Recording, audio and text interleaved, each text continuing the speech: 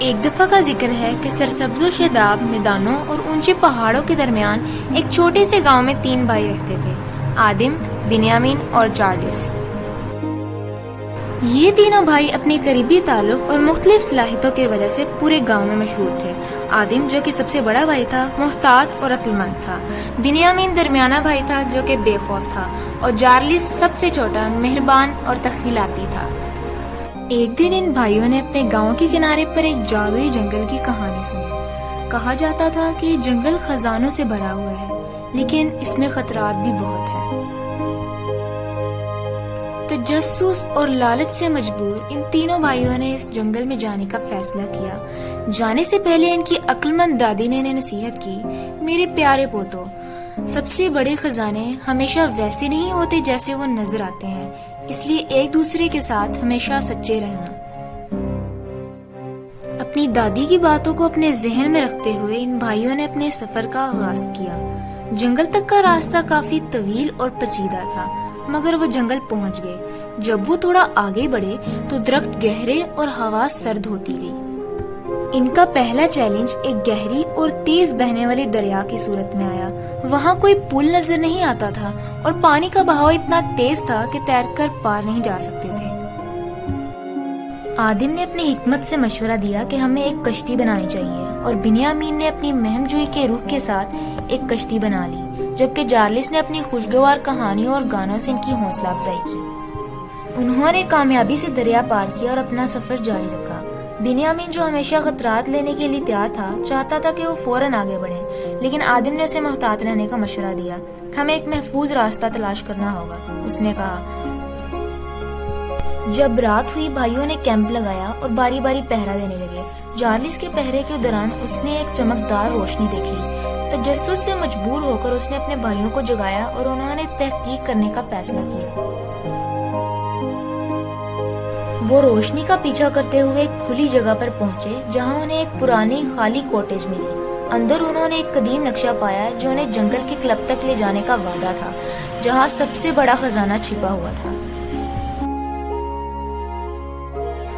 اپنی دریافت سے پرجوش ہو کر بھائیوں نے صبح سویرے سفر شروع کیا اور نقشے کی پیچیدہ ہدایت کی پیروی کی۔ انہوں نے راستے میں بے شمار چیلنجز کا سامنا کیا، خطرناک راستے، جنگلی جانور اور جادوئی جال، لیکن ہر بار انہوں نے ان مشکلات کو ایک دوسرے پر اعتماد اور اپنی صلاحیتوں کے ذریعے عبور کیا۔ آخر کار وہ جنگل کے کلب میں پہنچ گئے، جہاں ایک شاندار درخت کھڑا تھا۔ اس کی شاخیں چمکدار جواہرات سے سجی ہوئی تھی اور اس کی جڑوں میں خزانے کا صندوق پڑا تھا۔ لیکن اس سے پہلے کہ وہ اسے کھولتے، ایک بری عورت نمودار ہوئی۔ اس نے خود کو جنگل کی محافظ کے طور پر تعارف کرایا اور انہیں بتایا کہ ان کے سامنے ایک آخری چیلنج ہے۔ خزانہ حاصل کرنے کے لیے آپ میں سے ہر ایک کو ایک انتخاب کرنا ہوگا۔ اس نے کہا، آپ درخت سے ایک جوہر لے سکتے ہیں جو آپ کو دولت اور طاقت دے گا، یا آپ خزانے کو چھوڑ سکتے ہیں اور اس کے بدلے میں کچھ زیادہ قیمتی حاصل کر سکتے ہیں۔ آدم نے اپنی حکمت کے ساتھ جوہر کو چھوڑنے کا فیصلہ کیا۔ بنیامین نے کچھ سوچنے کے بعد بھی جوہر کو چھوڑنے کا فیصلہ کیا۔ اپنے بھائی کی عقل پر بھروسہ کرتے ہوئے چارلس نے اپنے مہربان دل کے ساتھ خزانے کو چھوڑنے کا انتخاب کیا، یہ یقین رکھتے ہوئے کہ ان کا سفر پہلے ہی ان کے قریب آ چکا ہے۔ بوڑھی عورت مسکرائی اور اپنی اصل شکل میں ظاہر ہوئی، جو کہ ایک طاقتور جادوگرنی تھی۔ آپ نے دانشمندی کا انتخاب کیا ہے، اس نے کہا۔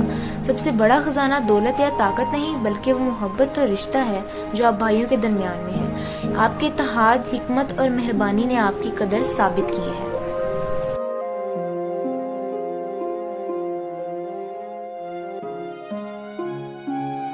اپنی ہاتھ کی لہر کے ساتھ اس نے ہر بھائی کو ایک منفرد تحفہ دیا۔ آدم کو اس نے بصیرت کا تحفہ دیا، بنیامین کو اس نے بہادری کا تحفہ دیا، اور چارلس کو اس نے ہمدردی کا تحفہ دیا۔ یہ تحفے ان کی زندگیوں کے دوران ان کی رہنمائی کریں گے، انہیں دانشمندانہ فیصلہ کرنے، کسی بھی چیلنج کا سامنا کرنے اور دوسروں کے دلوں کو سمجھنے میں مدد کریں گے۔ تینوں بھائی اپنے گاؤں واپس آئے، نہ سونے یا جواہرات کے ساتھ بلکہ کچھ زیادہ قیمتی کے ساتھ۔ انہوں نے سیکھا کہ حقیقی خزانہ ان کے رشتے کی طاقت اور ان کی خوبیوں میں ہے۔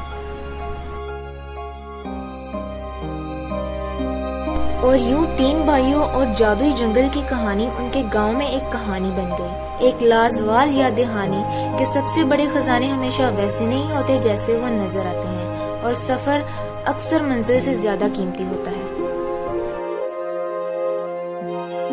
کہانی کا سبق یہ ہے کہ حقیقی خزانہ ان رشتوں میں ہوتا ہے جو ہم اپنے پیاروں کے ساتھ بانٹتے ہیں، اور ان خوبیوں میں جو ہم اپنے اندر رکھتے ہیں۔ دولت اور طاقت عارضی ہے، لیکن حکمت، بہادری اور ہمدردی دائمی تحفے ہیں جو ہماری زندگیوں اور دوسروں کی زندگیوں کو مالا مال کرتے ہیں۔